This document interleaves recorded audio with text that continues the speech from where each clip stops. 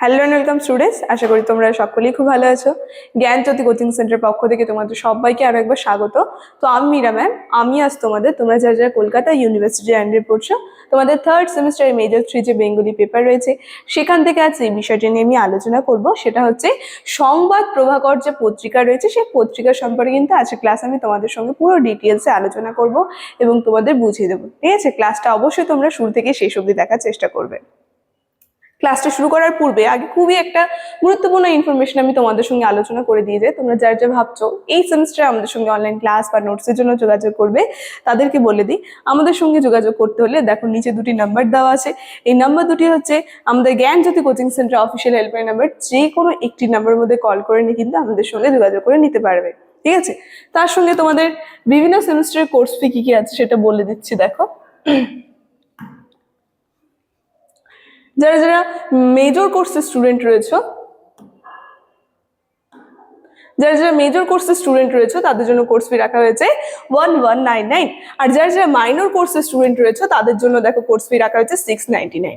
আর আমাদের কোর্সে যদি তোমরা অ্যাডমিশন নাও, যে যে সুবিধা তোমরা পাবে সেটা হচ্ছে তোমরা এখানে live classes, recorded classes, high কোয়ালিটির নোটস, তার সঙ্গে পাবে তোমরা 100% কম্পালসারি। এই সুবিধাগুলো কিন্তু তোমরা একসাথে এখানে পেয়ে যাবে। ঠিক আছে, এই ইনফরমেশনই তোমাদের দেওয়া ছিল। এখন আমি ক্লাসের আলোচনায় চলে যাচ্ছি। দেখো,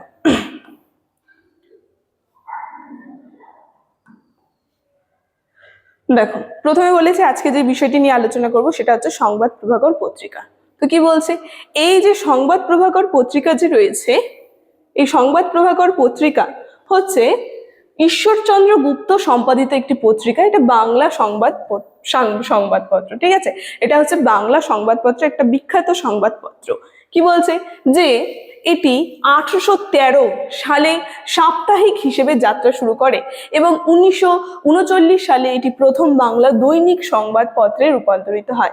তো কি বলছে, সালটা দেখো এখানে বলে দিয়েছে 1831 সাল। এই সালে কিন্তু এটা একটা সাপ্তাহিক পত্রিকা যে রয়েছে, সেই সাপ্তাহিক পত্রিকা হিসেবে যাত্রা শুরু করে। কিন্তু আমরা দেখবো যে 1839-এ এটা প্রথম দৈনিক সংবাদপত্র হিসেবে কিন্তু রূপান্তরিত হয়েছিল। ঠিক আছে, সালগুলো তোমরা ভালো করে মনে রাখবে। তারপর কি বলছে, ধর্ম, রাজনীতি, তারপরে সমাজ ও সাহিত্যের বিভিন্ন বিষয় এই সংবাদপত্র মতামত তুলে ধরতো যে বাংলা নবজাগরণের গুরুত্বপূর্ণ ভূমিকা।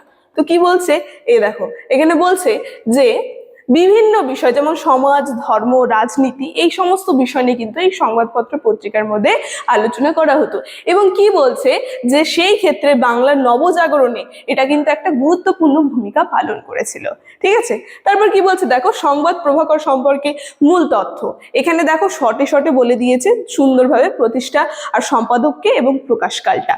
দেখো কি বলছে, এই যে সংবাদপত্র পত্রিকা যে রয়েছে সংবাদ প্রভাকর, এই পত্রিকা সম্পাদন করেছেন ঈশ্বর গুপ্ত এবং তিনি প্রতিষ্ঠাতা। তার সঙ্গে প্রকাশকাল, এই পত্রিকা কত সালে প্রকাশিত হয়েছিল সেটা হচ্ছে 1831 সালে সাপ্তাহিক হিসেবে কিন্তু এই পত্রিকা প্রকাশিত হয়। পরে কিন্তু 1839 সালে দৈনিক পত্রিকা হিসেবে কিন্তু এই পত্রিকা প্রকাশিত হতে থাকে। ঠিক আছে, দেখো তারপর কি বলছে, তারপর বলা হচ্ছে যে গুরুত্ব, এই যে পত্রিকাটা রয়েছে এই পত্রিকার গুরুত্ব বলছে এটি ছিল বাংলা ভাষায় প্রথম দৈনিক সংবাদপত্র, যেখানে আমরা দেখবো বিষয়বস্তু এটি ভারতে বিদেশের খবর, ধর্ম, রাজনীতি, তার সঙ্গে সমাজ, সাহিত্য বিভিন্ন দিক নিয়ে কিন্তু আলোচনা করে। মানে ভারত, তার সঙ্গে বিদেশের যে খবর, তারপরে ধর্ম, রাজনীতি, বিভিন্ন বিষয় নিয়ে কিন্তু এই পত্রিকা আলোচনা করে।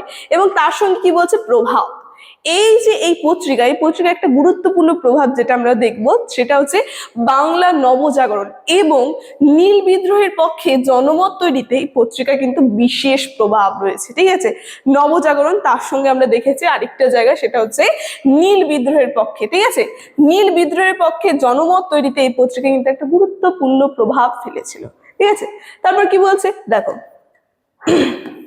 তারপর বলা হচ্ছে বাংলা গদ্যের বিস্তার। যেমন আমরা দেখব উপন্যাস, ছোট গল্প, নাটক, আত্মজীবনী, প্রবন্ধ ইত্যাদি ধারায় বাংলা গদ্য এক অমূল্য সম্পদ হিসেবে সৃষ্টি হয়েছে। ঠিক আছে, তো এই যে বিভিন্ন বাংলা গদ্য সাহিত্য, যেখানে ছোট গল্প, তার সঙ্গে বিভিন্ন নাটক, উপন্যাস, এই সমস্ত ক্ষেত্রে কিন্তু একটা গুরুত্বপূর্ণ ভূমিকা পালন করেছিল এই পত্রিকা। তারপর দেখো কি বলছে, তারপর বলছে তারপর বলছে যে বঙ্কিমচন্দ্রের উপন্যাস, এখানে বলা হচ্ছে রবীন্দ্রনাথের প্রবন্ধ, শরৎচন্দ্রের কাহিনী, প্রমোদ চৌধুরীর প্রবন্ধে সমস্ত কিছুতে আমরা দেখবো এই গদ্য সাহিত্য বিশ্ব সাহিত্যে প্রতিষ্ঠা কিন্তু করেছিল। দেখো, তো বিভিন্ন ক্ষেত্রে, ঠিক আছে, বঙ্কিমচন্দ্র চট্টোপাধ্যায় উপন্যাস, তার সঙ্গে রবীন্দ্রনাথের প্রবন্ধ, বিভিন্ন ক্ষেত্রে কিন্তু এটা গুরুত্বপূর্ণ ভূমিকা পালন করেছিল। এবং সব শেষে আমরা উপসংহারে বলতে পারি যে বাংলা গদ্যের বিকাশে শুধু সাহিত্যকেই নয়, সমাজ জাগরণ, তার সঙ্গে জাতীয় চেতনার উন্মেষেও কিন্তু এটা গুরুত্বপূর্ণ ভূমিকা রেখেছে। এবং প্রাচীন যুগের আদি প্রতিষ্ঠা থেকে শুরু করে আধুনিক কালে সাহিত্য চর্চা পর্যন্ত বাংলা গদ্য আজও আমাদের সংস্কৃতির এক অমূল্য ধন। ঠিক আছে, তো এই যে গুরুত্ব, এই গুরুত্ব কিন্তু আমরা বলতে পারবো না বাংলা গদ্য সাহিত্য বিকাশে এই পত্রিকার গুরুত্ব। এরপরে এই টপিকটা থেকে আরেকটা ক্লাস করাবো, সেটা কিন্তু তোমরা সবাই অবশ্যই দেখবে। দেখো, তো আজকের ক্লাসের আলোচনা আমার এতটুকুনি ছিল। আজকের আলোচনার বিষয় আমি এখানেই শেষ করছি। ভিডিওটি শুরু থেকে শেষ অবধি দেখার জন্য থ্যাংক ইউ।